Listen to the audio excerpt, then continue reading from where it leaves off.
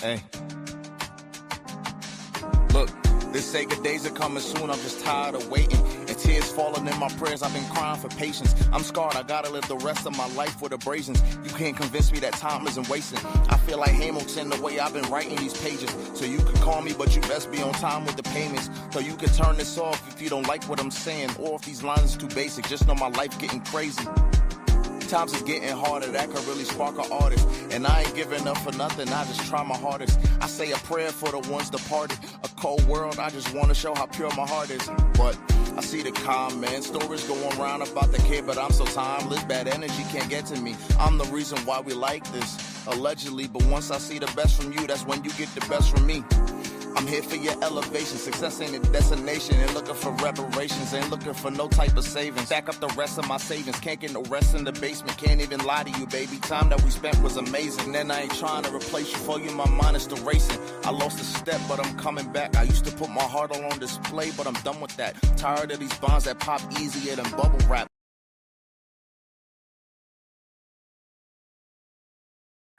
Okay. Yo, we back. We back. We took a week off due to, we've been going all year long. Last week, not much going on in the NBA, so we decided to take a mental reset week off. But we now have some more news to talk about for the NBA, plus NFL free agency is in full swing. We have a lot to talk about that as well. So welcome back to Baller Central. We're live right now on Facebook, YouTube, and Twitch. We about to get into it. We're about to get into a lot, especially. Let's see. Also, hey, if you're listening via audio, thank you for tuning in. We are available on audio via Google Podcasts, Apple Podcasts, and both Spotify podcasters. Also, check out our socials if you want to stay up to date with everything. And if you love sports gaming as much as I do, NBA, WWE, MLB, which comes out tomorrow. MLB The Show, free early access. It comes out tonight at midnight, so I probably won't be on at midnight, but I'll probably be on tomorrow. Feel free to check out our Baller Central Gaming channel on YouTube. All types of sports gaming goodness and clips. So, hey, before we get into everything, we have a lot to go over. John, how are we doing today? We're doing very good. I'm excited to hijack this podcast a little bit because since football ended, it's become a basketball podcast mainly. And hey, it's March, and it should be basketball. Let me just say, it's the madness. Let's get into it. But what I'm excited to talk about, some NFL free agency, some NFL trades, some crazy thing that's happened, some takesy backsies. You never know. You know what I mean? I'm just dying to, you know what I mean? I'm dying to hear what your opinions are, Phil. You know what I mean? And there's nothing better than a football, icebreaker. Let's get it. How are you feeling? Let's get it. What do we talk about here? We're talking best moves. What are we talking about here? Let's get it. Yep, we're about to talk about some moves real quick. But before we get to that, I'm doing good. A couple days ago, last week was my birthday. Oh yeah. Sorry, Monday was my birthday. So yeah, always nice to spend a year full of health and happiness. So always grateful for that. Thank you for everyone that wished me happy birthday. Appreciate that. And hey, ready to see what year 30 brings in. So hey. Also, Jason Tatum came back, but we're gonna talk about that a little later on in the show. Oh, are we? Oh, okay, gotcha. I hear you. So let's get into the NFL news. We got a little graphic to help with everybody that was provided by NFL Underdog on X. Not all the deals are here, obviously, but a good majority of them. So, John, do you want to go down the list, or how do you want to do this? I'm guessing we do position by position. Let's do it backwards, though. No offense. Okay. Let's go centers. I like Linderbaum to the Raiders. That was a big move. And then, I'm just going up the list. Is there anybody you want to highlight and talk about, or? Like you said, Linderbaum. That pretty much broke the center market. Yeah. And like you said, that takes these backsies earlier. Maybe this could have been the reason why the Ravens backed out of the Max Crosby deal. I think it was a huge reason why. But at the same time, we had a quiet commissioner.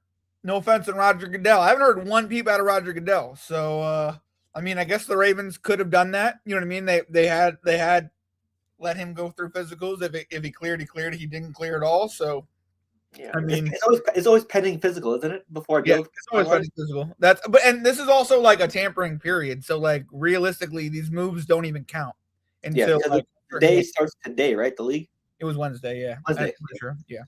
Wednesday at 4 was the official time that everything got sent in. But that's one of the reasons why why I was so kind of against the breaking news. Like it was fun, but like for example, the Linderbaum thing made the Max Crosby thing blow apart, and then Trey Hendrickson thing, he went from Cincinnati to Baltimore. And I mean, Baltimore really got picked on defense, I think. I mean, I think the Jets got some good signings, at least on defense. We could talk about the quarterback market with Daniel Jones getting $44 million still. I mean, he played 8 games last year, but he did good enough to get another payday. You got Malik Willis going to Miami. You got Kyler Murray supposedly going to Minnesota. I don't know why they put Minnesota here. There's no fine print has been met ink yet. So and they let off Geno. Geno is went from the Raiders to the Jets.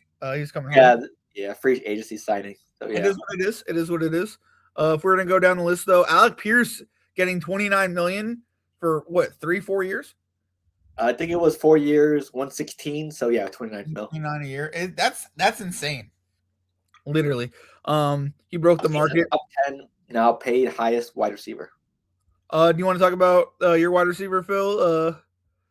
Romeo Doubs, $17 million. That's a pretty good signing. I think it was 4 years, 80. I think they had to change the numbers, but yeah. So about 20 mil a year now. Okay. Yeah. They inflated it. Nice. I mean, he had a couple touchdowns and 700 yards on Green Bay last year. That was more like a wide receiver by committee type of thing. Sure.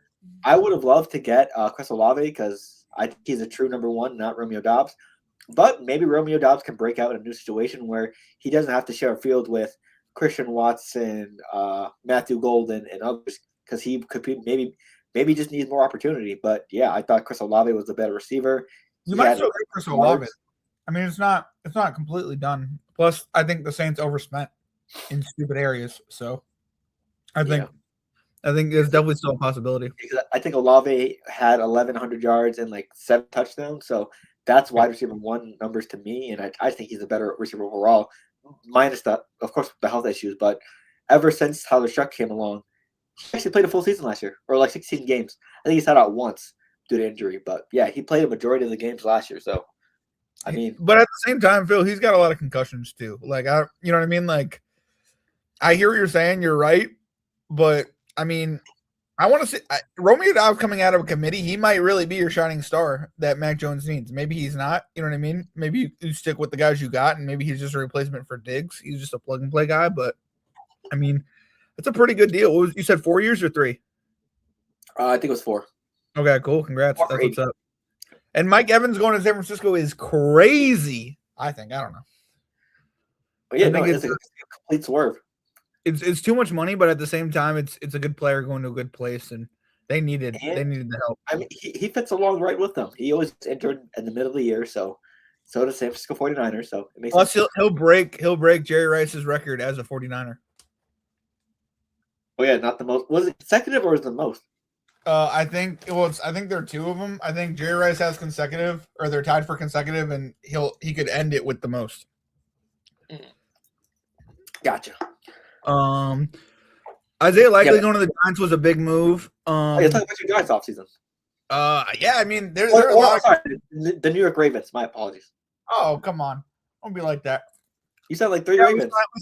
We signed the fullback, and we signed the punter, and we signed the tight end, and we brought in a head coach, and it's been a good offseason for the Giants. I like them. I like what we're doing. I like the moves.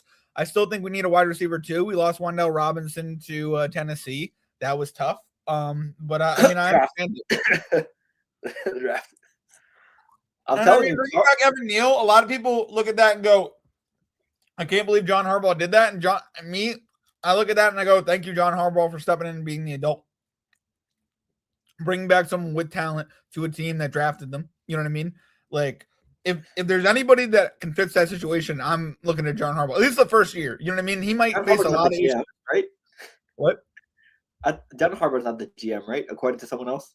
We don't know. I'm be honest with you, I think it's between a couple other people. Like, I think it's between like GM by committee.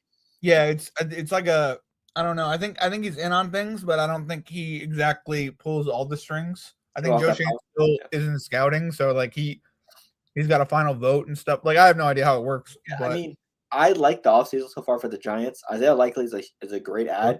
He's from Massachusetts. I was kind of hoping he would come to the Patriots. but definitely a nice weapon for you guys.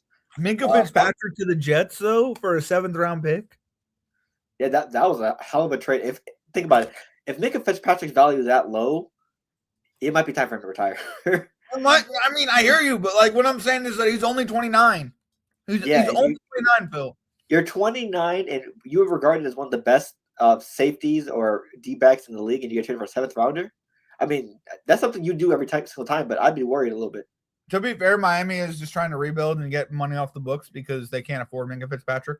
But it's a great trade for the Jets. From New Jersey. What?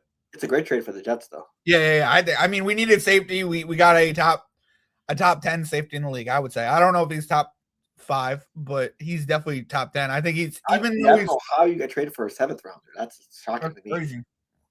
I think that was an insanely good move. But at the same time, Demario Davis is a little old. I think some of the pass rushers are here and there. I like the guard we picked up, but losing AVT to the Patriots was tough. That was a tough pill to swallow. You paid a lot for him. I don't mean to be like that. I hope he stays healthy for you guys. Was it 3 years, 42, or 4 years, 42? Yeah, like that? It was 3 years, 42 or something. I don't know. It was like 12 and a half a year or something. I was like, that's a lot of money for somebody who got injured 2 straight years in a row. But all right. Yeah. Let's he's young. He's good. He's a good guy. I like him overall. So, but I don't know. Devin Lloyd to the Panthers. The Panthers actually look sneaky good this year. And by the way, I think the Eagles, especially with either Jalen Phillips or who was the other one? I think it was the Raiders. Who's their linebacker that somebody took from them? I think the Raiders took him. You know what I'm talking about? Linebacker. Oh, because the Raiders had a hell of an offseason. Dean. I think I'm talking about Dean. Nakobe Dean? Nakobe Dean, yeah. Nakobe Dean and Jaden Phillips leaving the Eagles are huge moves that no one's talking about.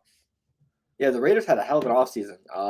They got the best center on the market. They got Kwity Paye. They got Quay Walker. They got Nakobe Dean. And after all that, now you got to trade Max Crosby, and his value went down. Honestly, I think they might keep Max Crosby. I don't think they can afford everybody though, and they got to trade somebody. They traded Max Crosby and then signed everybody to all those deals. So I think they had room, but they didn't have that much room. So they have to get rid of somebody soon. I don't know, but and you can keep Max Crosby. I think that's still a possibility, but I just think like a suitable name might get cut. You know what I mean? Or they might just trim the fat on, like, let's say punter, kicker. How much are they making? All right, now they're making the minimum. You know what I mean? Like that's just how it works in the NFL sometimes, which is crazy. Let me check their cap space actually. But yeah, how of a offseason by the Raiders. The Titans also spent a lot of money as well. They got John Franklin Myers from the Broncos, Wendell Robinson from the Giants. They got Taylor and Flott. I think Flott is a Giant corner, right? Yeah. They signed a bunch of Giants and a bunch of Jets, which is it's gonna be hard not to pretend to see next year. Brian Daboll. I know. Brian Daboll and Robert Saleh. Bro, I hate that combination. Okay. I'm actually gonna be a Tennessee Titans fan. Damn it. So the Raiders cap space before the Ravens backed out of the Crosby trade was $67 million with all those signings. And then after, when Crosby's back on the books, they still have about $38 million left. So it'll be okay. No, I think that's with all the signings. Well. Yeah, that's what Crosby on the books and all their signings. I bet it's all. I don't know about that. And all their signings? Yeah. I'll check it again, but I just saw a report that they owe money because the Crosby thing was already transacted out of it. But let me see. Because they had $71 million in cap space in the beginning of the offseason. Interesting. Yeah, they had a lot of cap space at the beginning of the year. I mean, we'll see. Let's see. Yeah, the Raiders spent a lot. The Titans spent a lot. The Panthers got Devin Lloyd and Jalen Phillips to shore up their defense. They got a great linebacker, the heart and soul of the Jaguars defense, and they get Jalen Phillips. Even though, $30 million per year, $120 million, 4 years is insane. Oh, they're over the cap. Crosby is scheduled to make over 32.5 in 2026. carrying a bold cap charge of $38.2 million according over the cap. Yeah, they're still over the cap. Oh, that's what I'm getting off of Raider Wire. So I don't know if it's exactly how many days ago was this? This was March 11th though. Gotcha. How do you feel about the Panthers getting Jalen Phillips for $30 million a year for 4 years? I thought it was huge. I think the Panthers, no offense to your brother, are real. Buccaneers are in trouble. Buccaneers are in serious trouble. The Panthers are here to stay. They really shored up their defense, and they didn't just get Phillips. Didn't they also get who else did they get on the defensive side? They got Devin Lloyd. A heart and soul of the Jaguars defense. So it's just like I don't know what to say other than I'm picking Carolina to win the division as of right now. As of right now, day one. Also, look at the Bengals actually paying for defense. They signed a safety, Brian Cook, and they got a Super Bowl champion, Boy Mafe from the Seahawks. Yeah, but I don't know. I mean, I don't know if these are Band-Aids on a sinking ship. I don't know if their defense they still need a lot more help on defense. That's what And you let go of Trey Henderson, who is, I mean, like, no offense to the Super Bowl winner, Bafi Mea, but I don't know. He was a really good piece. And plus, you still have Trey Henderson. Also, how do you feel about the Ravens signing Trey Henderson after the Max Crosby fallout? I think that's the whole reason why the Max Crosby fallout happened, was because they realized they could sign Trey Henderson. Apparently they wanted both. I hear you. I disagree with that.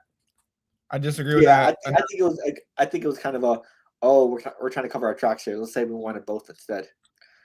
Well, that's what the Giants did with Saquon when they said they offered him a contract. They really didn't offer him a contract, but they said they would match or I don't know, go up to like a certain amount, and they never. Honestly, with the Hendrickson deal, I'm still a little bit worried for the Ravens. They lost a lot of starters. They lost Lindenbaum. They lost Keaton Mitchell. They lost safeties. They lost a lot of pieces this free agency. Yeah, they're gonna have to draft really well if they want to play well. I mean, no offense, but this might be a question into like if the Ravens don't make the playoffs next year because I don't know, their defense can't hold up, or I don't know, like you know what I mean? Like, do you move Lamar? Does Lamar want to leave to go somewhere else? I think that could be the start of this conversation, especially because there are so many holes in Baltimore. Derek Henry's not getting any younger. I mean, I think the thing that kills me is the Max Crosby thing really did like it propelled them a little bit in my mind. It was like, okay, they're going to lose a lot of pieces, but they're gaining Max Crosby. They're gaining a huge defensive presence. You know what I mean? And then, like, I'm not saying Trey Henderson isn't that exactly. Like, he's sort of that. More injury prone. But he's way more injury prone than Max Crosby. He's like 3 years older than Crosby as well. Yeah, so it's just, I mean, I get Crosby got injured at the end of this year, but I didn't see like a tear up coming for him. I think he was going to be good, and I think the fact that the doctors didn't want to re-sign him is that's them going, oh, he wasn't worth the 2 picks based on like when he's going to be ready, and that's like at that point, like I don't know, you know what I mean? Like I think the doctors were wrong. Gotcha. So we got Elijah coming up right now. Lit. Elijah, how we doing? It's good, man. What's going on? Nothing much. We're just talking about a little bit of NFL free agency. We're talking about the Max Crosby trade, how it fell through. It's kind of crazy. Yeah. I mean, like, I think it was just a backdoor deal. Sure. That's what we were saying. That's all I got to say about that, though. Okay, I hear you. That's basically what we're saying. Is there any free agency player that you saw get signed that you were really excited about? Situation excited. Weirdly, did Kyler officially sign? No, I don't know why they put it up there for the Vikings, but yeah, he hasn't signed yet. He's that would have been crazy. I hear you. Yeah, I don't know why they put that up there. Okay. I'll say I did like the what signing is that? Yeah. Mike Evans. I didn't like it, but I did like it at the same time. Facts. That's what we're He's old, but it's cool that he's on the 49. I don't know. It's an interesting. It's a lot near the substation. The Rams, I like their. I know it wasn't a signing; it was more of a trade for Trent McDuffie. Mm-hmm. I like that. I like their corner signing as well. Shoring up that position really helps. The Seahawks, it doesn't seem like they did anything to improve. So it feels like the Rams are now the best team in that conference. Sure. I'll say the one signing that pissed me off is Elijah Vera Tucker going to the Patriots. I hear that. We talked about that, dude. Although he got overpaid. No offense. I'm gonna be like that, but I mean, you can say it's an overpay, but like the Patriots had the money to spend. They had the money to spend. What do you think about that guard that we just got, the Jets guard from Oakland? I actually don't know much about him. I gotta watch film. But, he's 26. He's okay. He had a down year last year. I'll tell you that just off rip. But I mean, he played for the Raiders, so I think everybody over there had a down year. That's a good point. That's a good point. But other than that, there's no signing that really has me excited. I do like the Wendell Robinson signing, actually. Okay. I don't like him leaving the Giants. I actually like what Tennessee did, though. I think Tennessee had a pretty good, you know what I mean? I think Jonathan Franklin Myers was a really nice ad. I think they're adding both pieces from the Jets and the Giants, which is kind of funny to me. I don't know. But,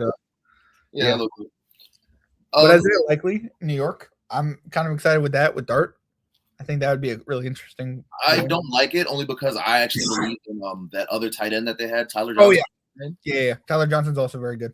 I liked him more than I like Isaiah Likely. So I hear you. That's why I'm not a fan of the Isaiah Likely things. So he's more complete. I think Tyler's gonna get traded, but probably.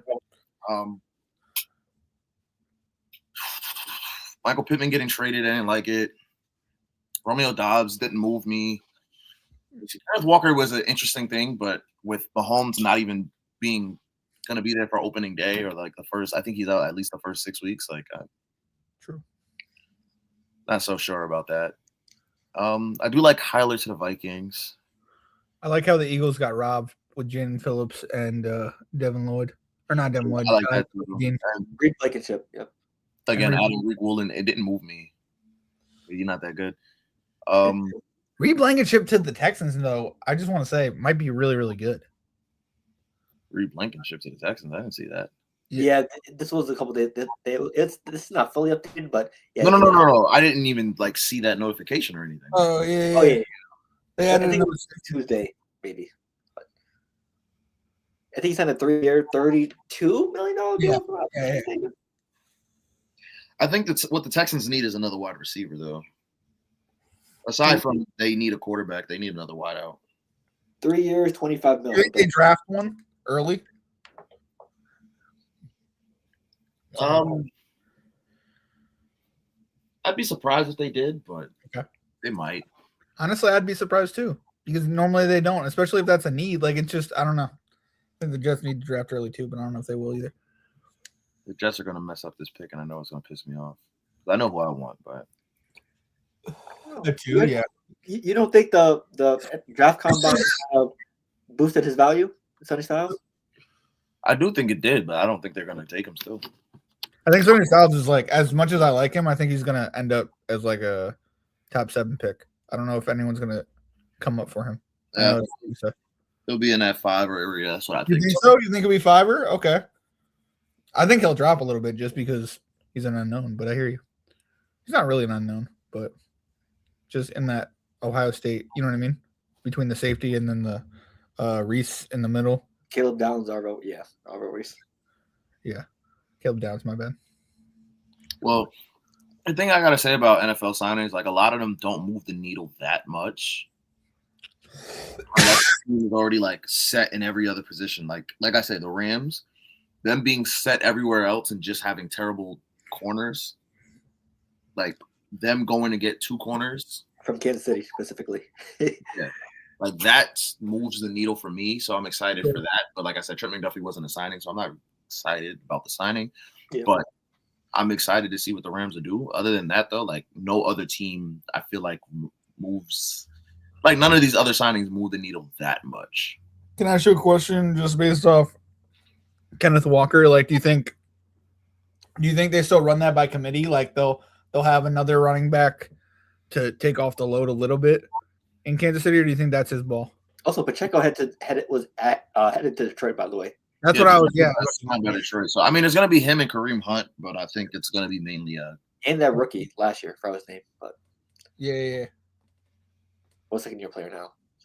I can't remember his name either. But yeah, if he's still there, they don't cut him. Yeah. That was a good. I mean, it was a good free agency signing. I think overall it was fun. I don't know. I wish the Jets got Kyler instead, but this was just.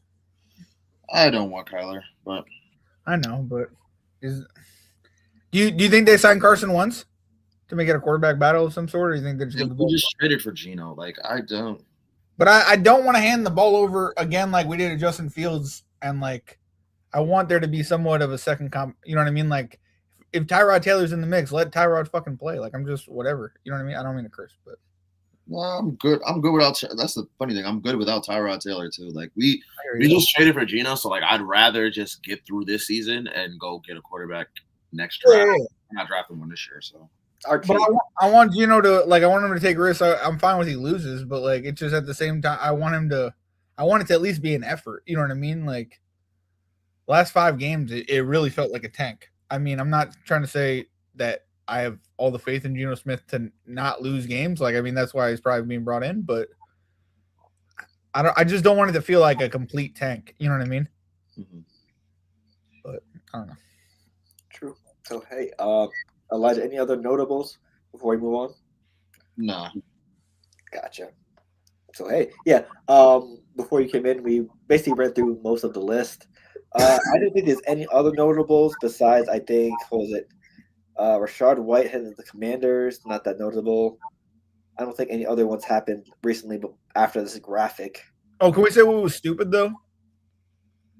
Travis Etienne to the Saints. What about Alvin Kamara? Like I know he's gonna be I know he's old, but like they're moving on from him. He's gonna get traded to somebody, right? I mean, yeah, he's close to retirement. I think they said. What if he got released and then he went to a contender? Like that'd be kind of cool. That's what he should do. Yeah, I mean, at this point in his career, he doesn't match the Saints timeline. Nice. Jonathan Allen to the Bengals, 2 years, $28 million. Trey Hendrickson passed his physical, so tremendous. Of course he did. Wow, so surprised there. Just making sure. Fucking A. Sorry.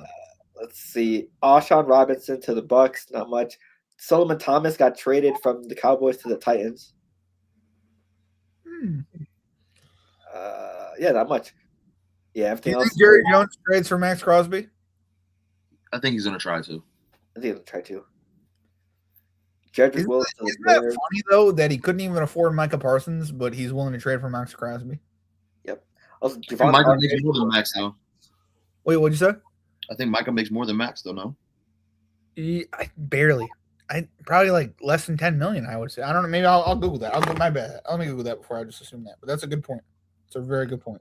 Bradley Chubb heading to the Bills for a 3-year, $52 million deal. Damn it! Sorry about that. He really signed to the Bills for 3 years?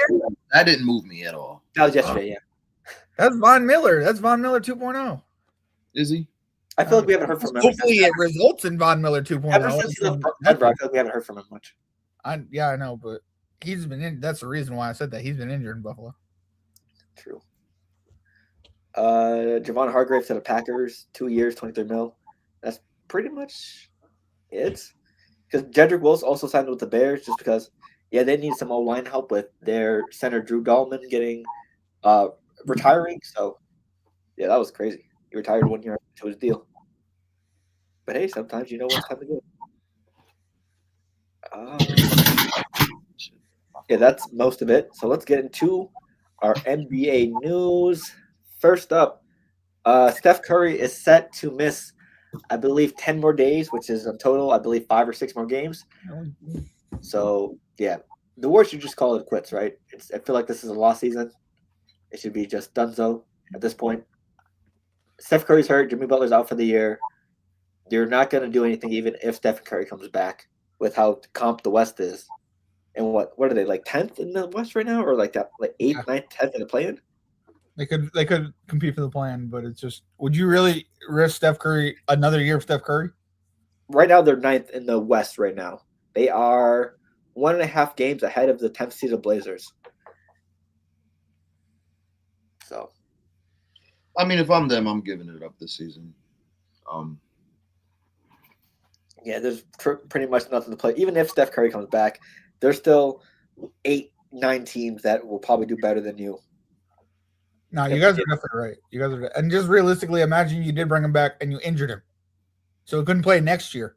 Like, what was the point? Like, that's Klay Thompson all over again. You can't do that. And plus, we don't know how long Steph Curry has in Golden State, if he's leaning towards retirement. But I know as soon as Stephen Curry goes, 75% of that fan base is gone with him. They're gonna have to relocate again. Shit, they might be basketball. That's fans. You know what I mean? That's fans over teams. Which honestly, yeah, I get that. Honestly, if Steph Curry does leave and his fan base does leave with him, send his team to Las Vegas. They've been praying for Las Vegas or Seattle to come back. So you might as well just move Golden State once Steph Curry leaves to Las Vegas or Seattle. You're just gonna get rid of San Francisco altogether? Jeez. No, I wouldn't. Crazy. I don't know. If no one goes Oakland and San Francisco, they already moved from Oakland to San Fran, realistically, or wherever they're at right now. They moved. I mean, so, if the fan base still stays there, no. But if that fan base is gone with Curry, then absolutely, there's nothing else you can do. I hear you. I think that happens overall generationally, though, right? Like when Kobe left or retired, you know what I mean? There's a lot of people that I don't know stop watching basketball as much. You know, like he's their favorite player. You know what I mean? Like it's tough to watch. I mean, until you find another favorite player, no doubt. And if that favorite player leaves a lot, you know what I mean? Maybe you're on multiple teams, but some people just like Dirk, low key. I mean, that's why. I mean, I think Elijah, you can speak for me. I definitely shouldn't be speaking for you. But when Luka got traded last year, it hurt, right? Yeah. Because like you like the Mavs because of Luka. No offense, I don't mean to be like that, but like. But and then love and passion have formed, and then you know what I mean. Now you're a Mavs fan, you know what I mean. And then they just up and trade somebody like that. Crazy. That's all I'm saying. True, but so yeah, best of luck to the Warriors faithful. They now have to watch Will Riker, Draymond Green, Brandon Pajemski, and Quentin Post. So hopefully somebody, you know what I mean, like somebody arrives. You know what I mean. This is time for people to work on their game a little. If only they had like a John Kuminga type of player to a young player like this. Speaking of Jonathan Kuminga, isn't he going off? It's going to have to be Pods. He did have a great 3-4 game stretch with the Hawks, but he's been injured as well. So, yeah. Damn. Yeah. So, next up, the Detroit Pistons, number 1 in the East, but they've hit a bit of a rough stretch the last couple of games. They lost to the Heat in some of those games. They've been 5-5 in their last 10. Some notable losses. They were on a 1-2-3-4 game loser streak. The Cavs, Spurs, they lost to the Nets, and then they also lost to the Heat a while ago. So, I know, that's crazy. The Nets lost. Wow. Yeah, I mean, the cause for some concern for Detroit is, honestly, outside of Cade, I think they bake too much on Cade masterclasses. There's no one outside of Cade that troubles you on offense, that you should be scared of on offense. Yes, I mean, Jalen Duren has improved here and there, but I still think they need a secondary scorer outside of Cade to make this thing work. I mean, they're not too far off of being a great team, a title contending team, but they just need some pieces here and there. So I don't know how you feel about the Pistons since you guys beat them in 6 last year. So I mean, I think they're still a young team, kind of just finding their identity. You know what I mean? I think that every team struggles with that. You know what I mean? Like when your main player comes off the floor, how are you going to produce? How is the ball going to flow? You know what I mean? So I think they're still young. I think they're just as scary as whatever. I don't consider these 3-game losses. It depends about their health, and they look young and they look healthy. You know what I mean? I'm not underestimating them. That's at least what I think about it. I don't know. I think you're right. KB is most of their team, but it's still. I saw Pacers come out of nowhere last year. You know what I mean? They give me nightmares. All right, just like 9-string guys just hitting threes for no reason. All right, cool. TJ McConnell had a generational run last year. Yeah, a generational game. Oh my God. It's just like, and you can't underestimate him. He's a good player. He's in the NBA. You know what I mean? Like, we're you know what I mean? Like, if he was bad, he'd be in the G League. He in the G League. You know what I mean? He young. Like you know Matt McClung. Thanks. I'm just saying. I'll shut up, but I'm just saying. How you doing, dog man? Elijah, how you feel about the Pistons? I'm not worried about them. It's the same thing. I feel like Cade is 100% of their team, but they'll be fine. The thing to me is always like people, and I'm just speaking as a Knicks fan. kind of Preach. blinders on right now, but like I remember last year the Celtics beat us all. What, y'all beat us 4 times last year or 3? Swept the regular season. Swept the regular season, and then what we do to them in the playoffs. So Really I wouldn't worry about. I'm not worried about them, but as for them, like if I'm them, I'm also not worrying because this is a very young team. Like Duran's the sophomore, Cade is what, in his 4th year, if that.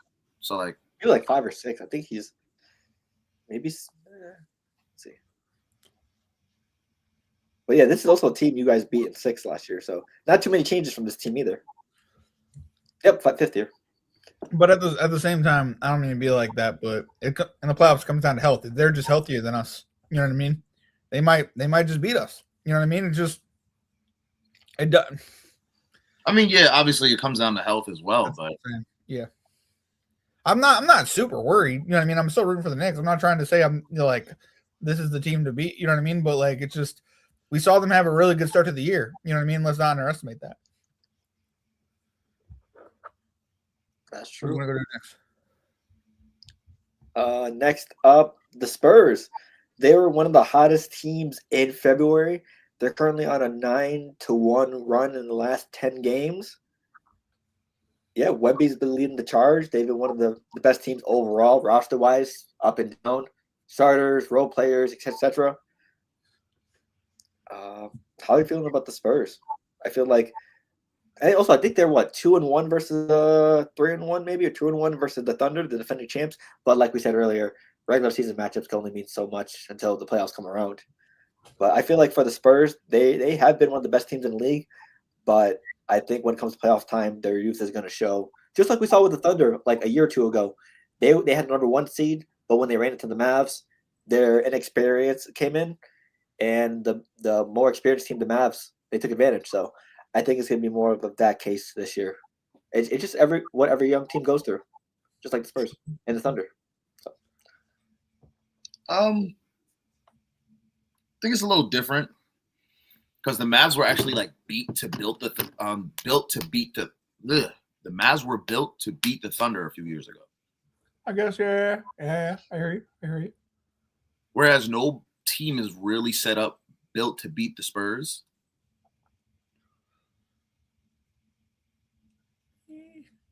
I mean, the Knicks beat them. I don't think we're built to beat them, but we have beat them.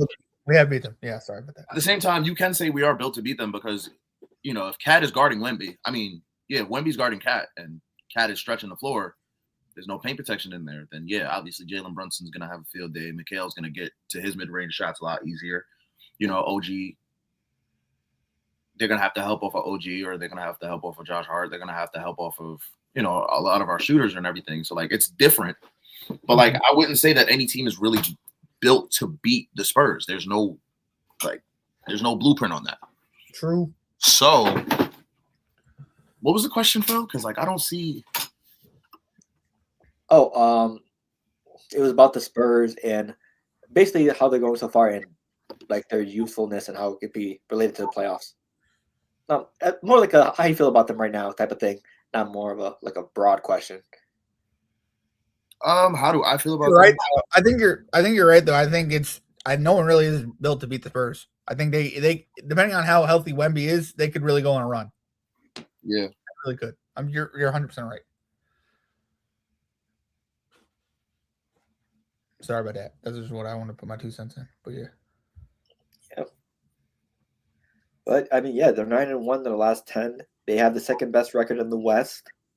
How many games are they behind the Spurs? They're about the Thunder. They're 2.5 games behind the Thunder, and then there's a huge drop off between them and the Rockets. They have an 8-game lead over the Rockets for 3rd and 2nd. It's pretty much looking like last year. There's like 1st and 2nd, and then everything else between 3 and 10 are up for grabs. Yeah, because I think 3rd, 4th, 5th, and 6th they're both 1 game behind each other. The Timberwolves and Nuggets have the same record, while the Rockets and Lakers are half a game ahead of them. 25 losses. They have 26. And then the bottom of the West, the Suns, Clippers, Warriors, and Trailblazers. The Suns are 1.5 games behind the 6th seed, and then there's a 5, 6, 7 game drop off between 8, 9, 10. So let me ask you this question: do you think that the Thunder and the Spurs end up in the Western Conference Finals? Honestly, Right, I've said this for a while. I think it's gonna be Thunder Nuggets. Okay, interesting. I think the Thunder and the Nuggets are the 2 best teams in the West. I get that. I hear that. You have 2 MVP caliber candidate players in Jokic and SGA, 2 guys that have been there before and won a championship, knows what it takes to win a championship, finals MVPs. And I think I love the depth around both those teams. And they've both been like proven playoff guys throughout the year. And they just need, I've said all the Nuggets got to do is just get healthy. We saw this team take the Thunder to 7 last year. And that was the best comp the Thunder seen throughout their playoff run, minus the finals run against the Pacers. So in their own conference. So well, I would just say seeding matters. I do see if it all plays out perfectly, I do think it'll be Thunder Spurs. But yeah.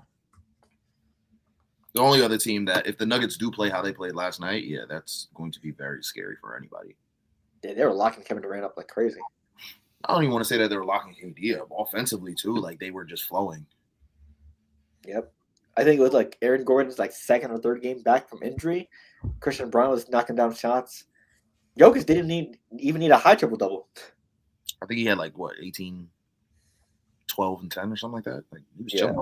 Yep, 18, 12, and no, he had 16, 12, and 13. Yeah, he only made 6 shots out of 12. He didn't even need to do that much. So yeah, shout out to them. Next up, after under 10 months of rehab and rehabilitation, even though that's the same word, sorry. Jason Tatum is back to NBA action. He returned against the Mavs last week and had a double-double with 7 assists. The game after that, the Cavs, I think he had like 20-something points, and then he played against the Spurs. He had I think under 20 again. But yeah, it's nice to see Jason Tatum back on the court. Obviously, I had my worries and other stuff about possibly coming back early, but he has a lot of doctors on this team to improve stuff like that. So as of right now, I mean, he's showing the confidence and he's taking shots he would normally take. And the same problems are there with his efficiency and everything like that, but still nice to see him take shots. But yeah, I mean, obviously there's some weaknesses in his explosiveness. I think he like rimmed a dunk the first time he went for a dunk versus the Mavs. But yeah, he's rebounding and is still at an elite level. He's playmaking. It's just he's just an off of injury problem. His efficiency is always going to be something that you got to keep your eye on with him. But it's nice to see him back, though. I know how you guys felt about Tatum returning. Yeah, I don't really care. It's not moving me. Yeah, I just got to get your chemistry together. But I mean, welcome back from injury, man. And the injury that he had was pretty serious. So again, welcome back. Yeah, welcome back. Hope he stays healthy. You know what I mean? I like rooting against Jason Tatum, playing on the court, not on the bench. So personally, that's where I like him to stay. Yeah, I'd rather beat the Celtics with Jason Tatum on the court. Just saying. No, honestly, that was basically it. I mean, good for him. I think realistically, as a player who I don't want to say I've hated, but I've doubted throughout the years. I would say he does have a slow start, but he'll get there. So you know what I mean? I'd say do it safely, and good luck. He's ready for the playoffs, though. Probably, you know what I mean? Or he's going to use his time to get ready for the playoffs, huh, Phil? Yep, about 20-ish games to get right. Games. So yeah, I mean it does take a lot out of him. I don't think the Celtics will clear them to play if you know what I mean. He wasn't physically fit, you know what I mean? But I don't know. I don't think the Celtics would do that. I think that would be very bad for your organization, but you know, who knows? So yeah, we'll see how he does. I think he's not playing tonight. He's going to set some games out since he's not eligible for any awards. So, yeah, just take your time, trust the process. If you have to set out a game or two, no issue in doing it. He's already been out, so he's not. Like I said, no, he's not eligible for any awards, so you won't miss out on anything. I don't believe there should be a minute restriction. Realistically, I think he should play the games he should play, but at the same time, don't overdo it. You know what I mean? That's all I'm saying. Yeah, John, you should look at who they're playing tonight as to why they're sitting him. Yeah. They're playing a nobody team, right? Who they're playing, the Wizards or? No, they're playing OKC. Oh, they're playing OKC and they're sitting them? Yes, Lou Dort's on the other end of the court. I don't want him nowhere near Lou Dort. Oh, okay. No, I guess no. Theodore does do that stuff. That's like I don't want Jason Tatum anywhere. Who did near Lord get in that fight with? Who did Lord? Was it Wemby? Who was it? He had problems with Jokic, like I think last week. Jokic, that's what it was. I was like, he tripped Jokic at the end of that game. He hit Jokic in the face. Yeah, and then he hit Jokic in the face. I didn't see the close up. Damn. Yeah, you saw him. Jokic give him that face. I didn't see him tripping low-key or do that little hip thing, whatever. Yeah, I do not want Jason Tatum anywhere near Lou Dort. If he dies for a loose ball around Jason Tatum, I'm gonna hold my breath. So you don't care about like the game overall, like I'm not trying to say. I'm just saying like one of your best players is Jason Tatum, even if he doesn't even play at all. You know what I mean? Like that would probably contribute to less good players on the court for Boston versus OKC. That's what I'm trying to say. I think I respectfully. Well, let me just answer this for Phil. Yeah, please. Sorry about that. Respectfully, it's a dumb question. I've said this plenty of times before that Lou Dort is a very dirty player. He is. And there's some like just bringing up like Draymond's point before, like the regular season games half the time, sometimes they don't matter. And when you're in a position like the Celtics where you're the 2 seed already, and you have your entire team fairly healthy. I'm not going to say all healthy because Vooch is hurt as well now, and Tatum is also not 100% back. But like when you have like, there's some situations where you kind of just got to sit there and say, you know what, we don't mind losing this game because like we're gonna. Don't get me wrong, they're gonna play to win. They're not gonna play to lose. Yeah. Whoever's on the floor will be playing to win. Sure. But you kind of got to sit there as an organization and say, make a right decision and say, hey, this guy over here is liable to hurt this guy over here. So let's try to avoid that as best we can.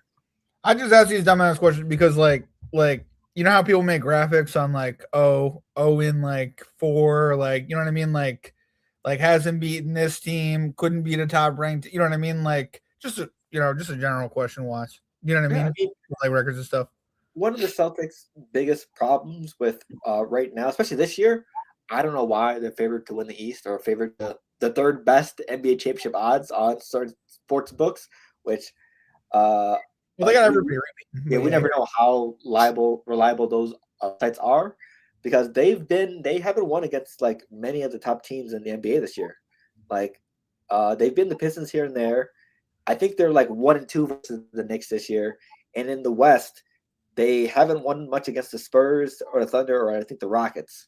I think they beat the Rockets like once this year, but that was like a crazy game. So yeah, they haven't beaten much of the top competition in the NBA. So but I don't really believe in those graphics. No offense. I just ask them because like sometimes those graphics are true. Do you know what I mean? But like how, you know what I mean? Like no offense, last year it was the Knicks and you couldn't beat Boston, you couldn't beat Cleveland, you couldn't beat whatever. And then playoff time comes and you have enough guys to do that. You know what I mean? And you do it. You know what I mean? So okay.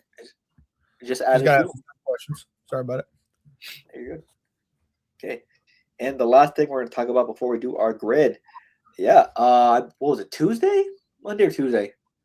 Tuesday, we saw history being made as Bam Adebayo drops 83 points against the Washington Wizards to break Kobe Bryant's second most all time. Because we're going to say Wilt Chamberlain is 100. We're going to say Wilt Chamberlain did it. Yeah. After what I saw Tuesday? On there. But yeah, Bam Adebayo is now the second most points in an NBA game. He has the record. And a lot of people are up in arms on how he did it. It's basically 50-50. I've seen people complain about it. I've seen people enjoy the moment. He basically did it on 40 shots, 3 for 22 from 3, and he also went 36 from, I believe, 43 from the free throw line.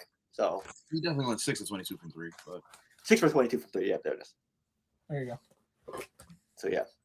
So I don't know how you guys felt about that performance. You go first. It's a lot of half and half. I'll go first. I'm definitely on the side of that. That was BS. And it's not so much the fact that like he broke Kobe's thing. Like I don't really care about that. Mm-hmm. It's just like intentionally fouling to add points is very unethical. And like I get the fact that he had the ball and he was trying to get to the basket. He was getting fouled a lot. Cool, but like towards like in the fourth quarter, like you're up. What were they up? 30 almost. 7 minutes left in the game. He had 70. like that extra 13 points to me, like, not to say it shouldn't count because obviously it's gonna count. Anything under that, like in between the clock counts, but like it was just a whole bunch of bull like that I was watching, bro, and I was just not a fan of that type of basketball. So that's how I feel about it. But 83 is still 83. Yeah, it might have been the ethical way of doing things. But yeah, for most of the ways, that's how most people get that high number. We saw Wilt step pad late in the game. We saw Kobe still in the game, 15 late in the game, getting like 80-ish points. Sometimes you got to do what you got to do if records are in reach. I will say this: I did like this game just so people like Phil in particular. I don't mean to be like this and call you out, Phil, but like the Wilt game was played in Hershey, Pennsylvania, and Phil's like, "Where's the tape?" And I'm like, "They didn't have no tape in Hershey, Pennsylvania," and Phil's like, "I don't believe it." And this game is just proof that there's effort enough to get there. You know what I mean? Yeah. Anybody, depending on if they really want it, can get there. That's all I'm saying. Yeah, and plus. Yeah, we saw D-Book drop 70. We saw Donovan drop 70. We saw Luka drop 70 and B drop 70. Who would have thought beginning of the year, Bam Adebayo, would he been like your top 25 choice, your top 30 choice? Would he been like a top 50 choice to get it? Honestly, he is not like the greatest scorer on his team because I think if Tyler Hero and Omar Powell, I trust to get a bucket more over Bam. And he has like 120 point per game season. So out of everyone in the NBA, Bam to get it, that was very, very interesting and eye opening for a lot of people. I mean, it was, but at the same time, this is a guy that's been in the finals. I mean, they've lost finals, but he's been, you know what I mean? Twice he's been, you know what I mean? So an undersized center. He worked hard. I mean, it's crazy, but. And I agree with you. I don't think the intentional fouling. I think that's what should change. You know what I mean? You shouldn't be able to intentional foul like that more than twice in a row or 3 times in a row. Or you know what I mean? Like there should be a separate penalty. I don't know. You know what I mean? Or you can't do that. But I think that took away a lot of credit from that. Yeah. And I agree. That's a good point. Yeah. But yeah, that just shows and also it kind of highlights what today's league is. We saw SGA drop a lot of free throws. He gets mocked for being a free throw merchant. Most of Bam's fourth quarter was free throws as well, especially near the end. So, yeah. I mean, it shows that Bam Adebayo can get 83, and he's not one of the highly touted scorers in the league. Just imagine if people if people got the opportunity because, yes, sometimes coaches protect players and take them out of games that maybe they can score more in. Just imagine if the Amish had like video, like we would see 100 points. Isn't that crazy? Imagine if we had video of someone scoring 100 points. That's crazy. The Amish, man, that's what we blame. It's unfortunate. Yeah, I mean, we saw Wilt march with civil rights activist leaders. We saw Wilt play volleyball. We saw Wilt talk to Bill Russell, but we don't have that. The Amish don't got video recording like that, Phil. They don't. It's crazy. It's crazy. They said it was mad science. What do you want to say? With Bam's historic performance, Diamante, yeah, it just shows that the person who could be next to break it could be someone that we haven't even heard of yet, or someone that we don't even know too much about. Because the Lucas, the Trays, the Embiids, everyone who you expect to be high scorers, they didn't break the record. It was Bam Adebayo. So, but also, go ahead. Again, we're sitting here looking at it as if this was, like I said, the 70. I will call that ethical. I will call that real. But like anything past that, I can't look at it and say like that was legit. Now, again, I can't take away the points from him because anything between, tip off and the final buzzer, that's what counts. Yeah. But like, I'm not sitting here looking at this like it's really a legitimate thing. Like, I don't even like Kobe's 81. Like he was down for majority of that game. They were. Like he needed that 81 to win. Bam did not need this. Not the full 81. But at the same time, stat padding is, no offense, a dumb statement because like it's about effort. Like it's they like I've always been against it, whether it was Russell Westbrook or you know what I mean. Like it's just I agree with the intent of the foul that is messed up, but like the effort to try to get that last rebound, the effort to try to get that last point. I mean, I don't blame that because from 0 to 0, try your freaking best. I don't know, you know what I mean? And they did. It's crazy. Yeah. I don't know. Stat padding is like or free throw merchant. I'm like, I get it, but at the same time, it's like, so yeah. I mean, if a lot of people that did that to me, you know what I mean? If Bam can get 83, that means Wemby is bound to get 100 soon or 101. 100. Let me ask you this question: if someone breaks the record, right, and they have a really good career, does that elevate them in the conversation of GOAT? Of GOAT, yeah, in a sense.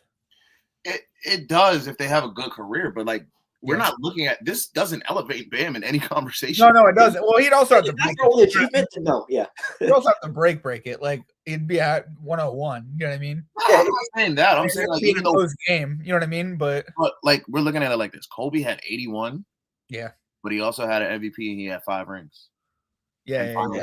It doesn't move much for Bam. Right. It puts him in the record books, but it doesn't like. But 81 is impressive. I'm just, you know what I mean, like. But but we're looking at it like this. Like I said, Kobe had all of that, right? Bron hasn't even scored 70 in his career. I think he's like 50 or 60. Yeah, but Bron also doesn't have the dunk contest, which I'm. And it's like we're still looking at him as he's the GOAT, which a lot of people would say he is. True. Yeah, true. It's a nice accomplishment, but if that's your only accomplishment, then it doesn't move much. But it is a notch in the belt, would you not say? A little notch. A little notch. It's a nice little personal achievement, yes. Yeah. Like a little participation trophy or whatever. It's a nice story you tell your kids, and it's a nice moment. It's going to be something you can't that you can't tell the history of the NBA without. It was cool that Asia Wilson was there too for the moment. You know what I mean? Like that was cool. Asia Wilson has the highest amount of points scored in a WNBA game. Now Bam has the second highest and scored in an NBA game. So that's crazy. Nice. Yeah, but it doesn't affect Bam's legacy much. True. It doesn't move it much just because he still has he been to the finals twice, which is nice, but no ring, no. I think he's been All-Star a couple times.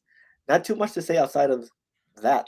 Has he ever been in an MVP conversation? Like no. This is not a player. Never been in an MVP conversation. No. And it's crazy because like it's the same thing with Donovan Mitchell. It's the same thing with D-Book. Like, granted, they've been probably a little higher in MVP conversations, but like they don't have MVPs. They don't have rings. They have nothing except for those 70-point like personal achievements. Yeah. So I think Embiid was maybe Embiid. Embiid has an MVP, but like again, he has no rings. He doesn't have a conference final appearance. So like nobody is looking at this like Embiid 70 does not propel him to a higher conversation. Book 70 does not propel him to another conversation. Yeah. Oh, and also one thing I want to touch on before we went to the grid. This does not erase Kobe Bryant, or we do not need to be hitting Kobe Bryant over all this because a lot of people are being disrespectful as hell with this, saying, "Oh, 81 was all that Kobe had left." Yada yada yada, trying to erase his legacy. Let's not. And people saying, "Oh, Steph Curry's now ahead of Kobe Bryant with 81 now being on the books no more." Let's just not be disrespectful at that point. It's just that's just weird and toxic. That's crazy. I did hear that, and that was crazy. But it is what it is. Yeah. Also, Elijah, I don't know if you agree with this or not. Basketball NBA discourse is probably one of the most popular online, but it's also one of the most toxic online. No. I think NFL Twitter is a little worse. True. Really? NBA Twitter, people get called terrorists online every day. No, NFL Twitter is a little worse. Are you sure? Okay. Well, I'm not. I want to say NBA Twitter's longer. Like, I mean, maybe not. I mean, they have a much longer season than us. That's what I'm saying. Yeah. NFL Twitter is really only talking that much from about not even August. Nobody cares. Nobody talks that much about preseason. No, but from September. Matter of fact, I'm gonna say August because I do see a lot. I'm deeper on that. I see stuff in August. Like I'll say from August to about March. Then NFL Twitter kind of goes quiet. We talk a little bit after the draft, but then everybody's quiet again until August. NBA season, y'all are literally talking all year round. October to noon or to That's June. The difference. No, not October to June. October to October. NBA Twitter. True. That's the difference. But NFL Twitter gets a little deep. Like they dig a little deeper. They get a little darker. I don't know. NBA Twitter just goes dark too. I don't know about that. Huh? NBA Twitter get dark too. I don't know about that. No, don't get me wrong. I'm not saying that it doesn't get dark over there, but it takes forever. NFL Twitter, like, hear me out. Ben Roethlisberger, like, I hate to compare these two. Let's say Kobe and Ben Roethlisberger, right? Or crazy similar situations, and you know what I'm talking about without me having to say it. Yep. Yeah. See how Kobe has passed and nobody's disrespecting his name at all? I don't know about that. There's so much more to that, but I hear you. I don't know about that. I mean, I'm not saying at all, but no, you're right. I shouldn't have but said there's at so all. much more to that. So many people are more trying to preserve his name than talk so negative about him. Sure. Whereas I know if Ben Roethlisberger goes, everything will be flying. A lot more people like Kobe than maybe because I'm on the more negative side of social media more. That's why. But I can see that. I hear your point, but what a comparison! Look at that. Yep. It was a great comparison. I think, Phil, you also have to realize that I'm like, and I hate doing this to people because like Phil, sometimes he'll send me a tweet, right? And he doesn't do this anymore. He actually stopped sending me tweets. I don't know why. I don't know. Maybe we got some beef or something. But Phil, you used to send me tweets a lot, right? And it would be tweets that I've already seen. But I don't like telling people that I already seen this. Oh, he dadded you? He dadded you, dog. Some dad. My dad sends me stuff from like 3 years ago. I swear to God. I'll be like, I've seen this 34 times. I don't know what you said. It wouldn't even be like 3 years ago. It'd be like a day ago or like a few hours ago. I think that's why, because you said you've already seen this. Maybe that's why I stopped. I'm pretty sure Elijah already seen this. I think Phil was the last person that I started that I was telling like, yo, I already seen this. Like, but like, because even TJ sends me stuff that's on my feed already. That's funny. And it's like, I know I'm on a dark side of Twitter. Like, I see a lot of dark jokes about athletes. And I just got to sit. I'm glad Like's a private because I just got to sit there, like, laugh, and move on. Oh, yeah. Like, for sure. Yeah. But, yeah, like, I'm on a very dark side as well. So, like, I see it all. Don't get me wrong. Like, I've seen the Kobe jokes after being past them. Don't get me wrong. I've seen them. It's tough. Yeah. But I think NFL Twitter gets a little darker, and it happens in a shorter time period. Whereas NBA Twitter, y'all go all year round, and I don't talk on NBA Twitter anymore. I do talk on MLB Twitter. That's one Twitter. Okay, I like to hear that. MLB Twitter on the rise. But shout out King. Shout out USA. I think. Oh, the Red Sox guy account. Yeah, I've seen the stuff a little bit here and there. Didn't he? I think was it a beef with what was it? One of those Yankees guys? Huh? Wasn't he in a beef with one of the Yankees guys? Yeah, Cola's King. Oh no, I think it was like actual MLB player. Oh, Cam Schindler. Yep, that's who it was. Because Cam Schindler's from Boston. Yeah, that's why. Aside from that, like I said, like I'm on MLB Twitter very much, and yeah, I mean I'm on all three, but yeah, I think that's why I stopped sending you stuff because I'm pretty sure if I've seen it, you've definitely seen it maybe earlier. At this point, yeah. Yeah. I'm more of a Twitter user than Phil is. That's true. Let's just say that. Like, I'm more of a Twitter user. I'm probably the biggest Twitter user out of majority of my friend groups. So yeah, that's fair. So hey, let's get into the NBA grid before we head out. We're gonna do a quick one right here. And funny enough, it involves Bam Adebayo. So on the top, Bam Adebayo, a Heat player and a 40-point regular game season, 40-point game in a regular season. And then on the left, 25-point game regular season, played in the 2010s and played in the 2020s. So we're going to go down the line. We'll go me, John, then Elijah. So I'm going to kick things off. I'm going to go with, let's see, Bam Adebayo teammates and played in the, let's say, 2020s. I'm going to go, let's see. I'm going to go with Keloware Oh, I don't want to go. Mine are going to be obvious as hell. Sorry about that. Hey, that's fine. We're here to fill in the box. Oh, individually, not as a team. Of course. It's my turn? My bad. Yep. Okay, cool. Played in 2010s on the Heat. Give me Chris Bosh. I don't know. There you go. There's gold. All right. I was actually going to use that box. Sorry about that. Give me a Heat player in the 2020s. I think he played in the 2020s. Give me Goran Dragic. Yep, it looks like 2022. Yep, there we go. Okay, I'm going to go with 40-point game regular season of 2020s. I'm going to go with Malachi Flynn. Damn. Okay, well, I thought I was being a ball over there. Never mind. Yeah, a lot of people probably thought that. That's why. Yeah, 50-point. Yeah, never mind. That's more recent. John, what you got? Played in 2010s. Did D-Wade play at the end of his career with Bam or no? Yes. Yeah. Good. Okay, again, let's do D-Wade. Why not? Let's complete the, you know what I mean? Complete the big three right there. I'm just saying. There we go.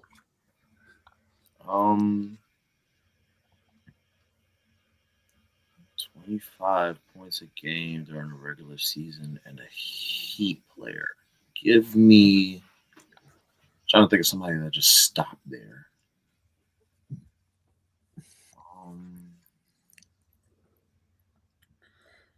Matter of fact, give me Shaq. I don't know how. Wow, that's more okay.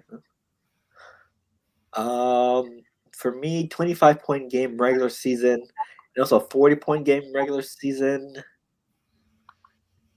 Oh, I'm gonna go Jason Tatum. Why not? What? Oh, I'll take it. I'll take it. I guess. .24. That's insane. Okay.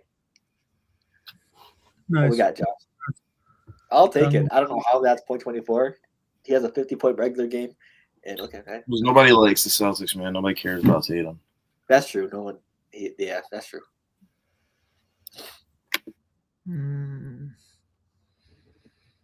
40-point game, 2010s. Probably LeBron James or wait, didn't Monte Ellis play on the Heat or no? Doesn't have to be a Heat guy. Okay, well, the Monte Ellis. Why not?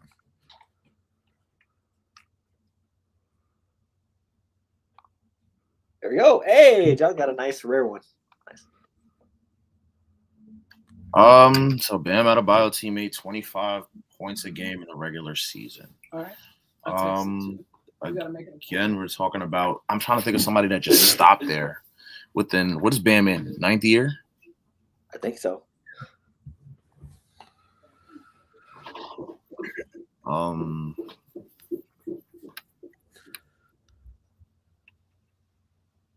I need that confirmation before I say a name. 9. Yep. He's in season 9. Okay. Yep. You're right. Let's see if I know the Heat that well. Let's see.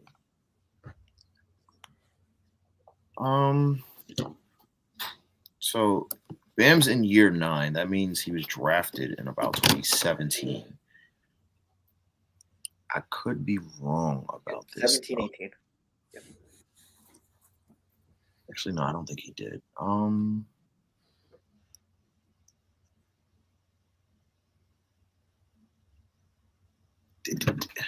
Waiters an average 125, right? No, not average. Just have 25 points in a game. No. Deion Oh, 20 in a game. I feel like maybe not, but I feel like Deion Waiters. Yeah, Deion Waiters. Yeah, it's that's a great, like a great goal. Yep, it's a 25-point game.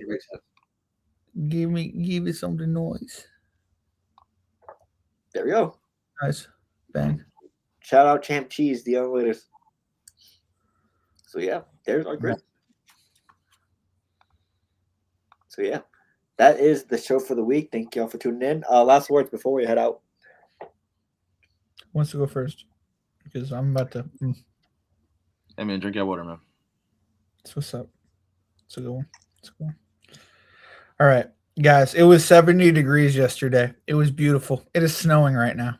Yeah. What's up with the world? You know what I mean? Could we do something about this? It's ridiculous. Well, it's like New Jersey and New York. I mean, no, I hear you, but like, why is it snowing? It was 70 degrees for the past 3 days. I was wearing shorts. I've already flipped. I can't flip back. Okay, I can't shovel again. All right, this is it for me. You know what I mean? In March, joke. What are we? 10 days away from spring? Is it snowing again? I'm just saying, bring it on. I don't even think we're 10 days away. I think spring starts on the 21st, which is 9 days away. 9 days away. Yeah. Jeez. It was already 70 though. Like, come on, somebody fix this. I don't mean to be like that, but damn. Did you ever see that Disney Channel movie? First day of spring is Friday, March 20th. Okay. Oh, I thought it was the 21st. Is it 20th? It's the 20th. We're 8 days away.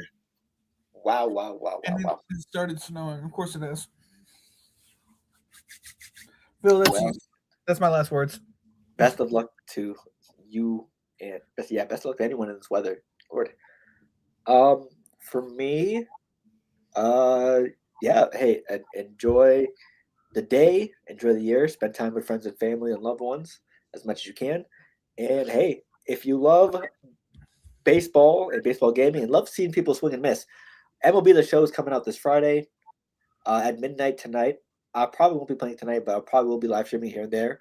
And then later down the line, Elijah will be on as well. So hey, feel free to check out the Ball Central Gaming channel on YouTube and the Ball Central 4 Twitch channel on Twitch. So yeah, also some clips will be on the way. This is my last attempt of doing road to the show to see if I can actually make the majors in a reasonable amount of time. So yeah, I think I might be a pitcher. We'll see. But Elijah will probably be there in like 2 weeks, so I'm not trying to. We'll see how it goes. Good luck. Game comes out for me on Monday. I just didn't buy it yet. Gotcha. Yeah, I mean, and you'll be in the majors by Wednesday, so no worries. I don't know. We'll see what position I pick. Yeah. Any leanings or second base this year? No ring. Drafted to the Red Sox. Requested a trade because he kept getting bounced in the first round. I needed some help, so I requested a trade. Yankees picked me up. Unfortunately, they traded Aaron Judge to get me, so I still had no help and kept getting bounced in the first and second round. That's not crazy though. You traded Aaron Judge to get the new Aaron Judge. I mean, he must be doing really well if you got traded for Aaron Judge. Yeah, I think I guess, but he got nobody else now. He is Aaron Judge. That's horrible. Sorry about that. They traded Aaron Judge for me, and then this Red Sox ended up actually not winning, but they made the World Series. Yeah. He said the dynasty starts after you. Clearly, I was the problem. I guess I don't know. Even though my batting line was way better than Aaron Judge, like I was batting like 330 or 340 that year. I had 90-something home runs. Like, yeah. Is there any tips that you can provide for a struggling road player? Contact swing until you get your power up. Don't hit X for the regular swing. Just contact swing the entire time until your power is high enough where you can hit home runs constantly. I thought X was contact. That's a good tip. No, X is not contact. Circle's contact. Oh, don't press the wrong button. Look at that. Sorry about that. What I do is contact swing and steal bases, and then once my power got above like 60, that's when I started hitting square. If I knew where the ball, well, obviously you got to know where the ball is going still. But I'm a PCI hitter. You're a timing hitter, so just get your power up over 60, then start hitting square. The home runs will filter in a little often. I think right now the season that I'm currently in, I'm batting, I think, 313. Probably got like 60 home runs right now, 61. But I have like 80 stolen bases, 90 stolen bases as well. So writing this shit down. Yeah. Also, what difficulty are you playing on? Is there a recommended difficulty? I don't play on the highest one. Whatever the second highest one is one I'm on. I play the second lowest. Okay, I'm on the second highest one. The second highest one, like the ball isn't fully coming. Like it might say, 90 something, but it's not coming 90 something. It's coming like 80 something. Okay. Is there a recommended difficulty you think I should do? Second highest? Where are you at right now? What is it? It's rookie, pro, and then veteran. Rookie, Move pro, up to veteran. Move up to veteran. Because I think after veteran is all-star, and then there's Hall of Fame. Okay, so just veteran off rip.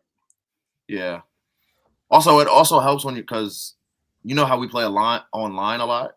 Yes. That's why I do so many singles online, because like I'm so scared to go for all these contact swings. I mean, for all these power swings, and get out every single time. So I sit there and just contact swing. We've tracked our stats this year, John. I lead. There's 4 of us now. There's me, Phil. There's me, Phil, TJ, and Austin. Okay. Me and TJ are actually tied for the lead. Well, between all 4 of us, me and TJ are tied for lead in home runs, 19. Nice. TJ has the most RBIs. I'm second in RBIs with 56. He has 59. I'm second in triples. I have 5. He has 7. Nice. He has 28 doubles. I have 15. He has 28 doubles. I have 15. And then the leader in singles, this is where I blow everybody out the water. I have 98. The next person is TJ. He has 75. Got you. And then what about steals? To be fair, Phil has only played. I'm looking at the trios right now. He played 4 games as a trio, and me and him have played 2 games as a duo. So that's what, a total of 7 games. He has 6 home runs, 18 ribbies. It's pretty good. 9 singles and 3 walks. And it's like I said, that's not bad stats at all. You guys don't steal? We don't count steals. Oh, you don't count steals. My bad. Apologies. No, we don't. We just don't count them. But at the same time, we don't really steal that much. Okay. And plus, once it's online, you don't control the runner. I think I don't know for how we play, but you don't not control everybody. The yeah, only one person controls the runner at a time. Yeah. Okay. That's how we lost the game with Phil before. Actually, he thought so. The way MLB The Show does it is one person controls the batter, one person controls the base runners, all base runners, and then that third person controls nobody. Got you. So Phil, not knowing that, he had to control all base runners because I had no role at all. TJ, we were playing at Polo Grounds. You know how Polo Grounds looks. You know that. Yeah. TJ hit a sac fly to the deepest part of Polo Grounds, bases loaded. Damn. Phil did not control any runners because he didn't know. Damn. We ended up losing that game 1-0. Damn. Which that could have been the sac fly because we were down 1-0 at that time. Yeah. That could have been a sac fly where it possibly, because it was the deepest part of Polo Grounds, we could have scored 2 low key. Yeah. But listen, it is what it is. We lost the game and we put Phil on some house. Yeah. It's okay. And you can find that short on the Ball Central Gaming YouTube channel. I don't know if you can find it now. That was a while ago, and Phil posts every day, so he'd be burying it. He'd be like, "It's buried. It's there. You gotta find it." I have the clip though.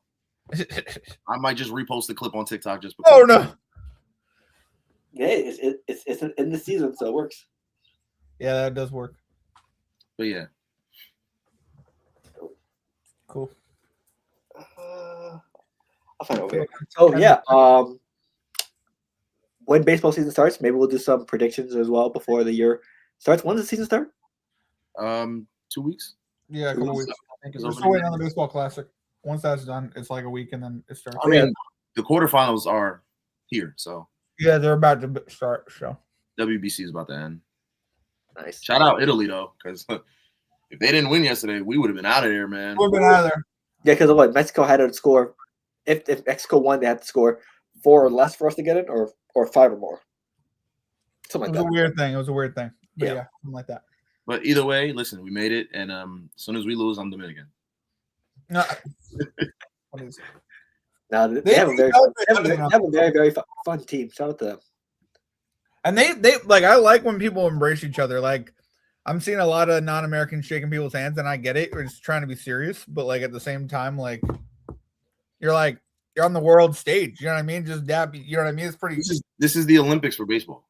I hear you. Some people are just so in it. I hear you. I'm just saying. So hey, good luck to all the teams involved. Hopefully, we can get a championship for the U.S. But yeah, I think the Dominican Republic is the odds-on favorite right now. So yeah, and then probably Japan. Italy doesn't look bad either. Japan won last time. So yeah. So we'll see. Definitely will be tuning in. So hey, with that being said, this has been Outside the Mud with Rashad McCants. Oh, sorry, Ryan Outro. I've been seeing that clip a lot lately. This has been Baller Central. We'll see y'all next week for some more NBA and maybe some more NFL free agency talk if any other breaking news happens. So with that being said, from myself, John, and Elijah, thank y'all for tuning in. Facebook, YouTube, and Twitch. Thank you for listening via audio. And with that being said, we'll see y'all next time. And I believe we have our WWE Weekly pod coming out Saturday as well. So we'll see y'all Saturday afternoonish. Where is the assets? Okay, we are out. Deuces. Did you feel this way when you fell in love with Gene? Oh, look. I felt that way lots of times.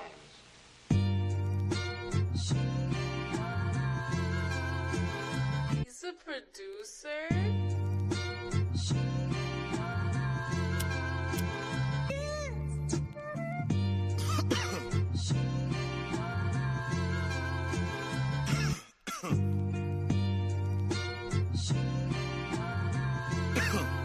Hey, I'm looking for Mrs. Bubblegum. Yeah, you know I need the sweet love, cocoa butter kisses that I could only dream of. Making people want the love we have when they see us. I love ya, I want ya, girl, I really need ya. Is it real? Is it real? See, I don't want to question it. Is it real? Is it real? I think that's a definite. I thank God every day, cause yeah, she really heaven sent. See, God don't make mistakes. My baby's really evidence. Kisses on the cheek that I can't get enough of. You keep the smile on my face from sun up to sun up. I take you out on dates and I could buy you roses. See, I know this ain't perfection, but this really the closest. The fussing and the fighting isn't necessary. The Valentine's for us is not only in February. Anything you